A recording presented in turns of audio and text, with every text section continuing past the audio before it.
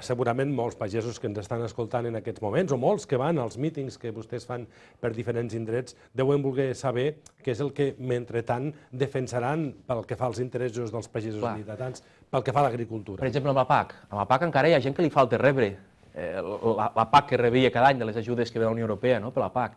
Doncs el que sí que defensarem és que d'alguna manera ho cobrin, però aquesta defensa s'ha de fer des de la pròpia Generalitat i des del propi Estat. O sigui, durant aquests 18 mesos defensarem que es tanquin alguns temes que encara queden pendents de tancar, no com si diguéssim. Però a la gent els hi diem, dic, espera, penseu una cosa, aportem cada any a la Unió Europea 2.500 milions d'euros. A Catalunya, això els catalans, Catalunya en rep 500 milions d'euros, i a la PAC són 340. Imagineu-vos que iniciem una república.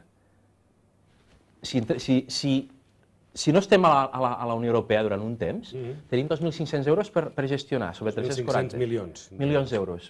Sí, 2.500 és molt poc. 2.500 milions d'euros per gestionar.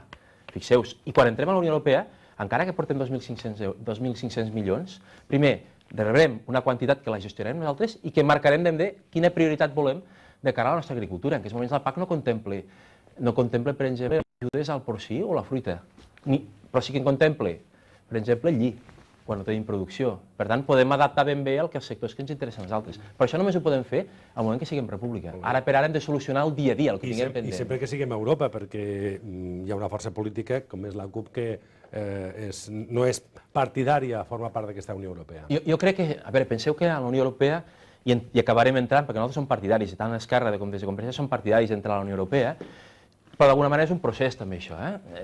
Entrar a la Unió Europea no vol dir que quedis fora d'Europa. Pots estar dins de l'espai Schengen, pots adoptar l'euro sense haver d'estar a la Unió Europea. Per tant, hem d'anar valorant en tot moment quins nivells ens interessa estar.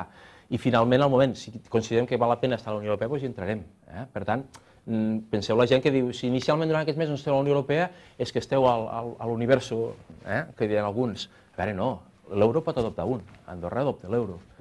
L'espai Schengen hi podem estar, i podem estar també amb alguns acords de diferents països a nivell comercial que hi poden estar sense necessitat d'haver estat a la Unió Europea. Però el nostre objectiu és estar a la Unió Europea, perquè una cosa que tenim molt clar és que els catalans, i en aquest cas concret els republicans d'Esquerra, som europeistes. Fins i tot us diria que som més europeistes que molts altres, en aquest sentit.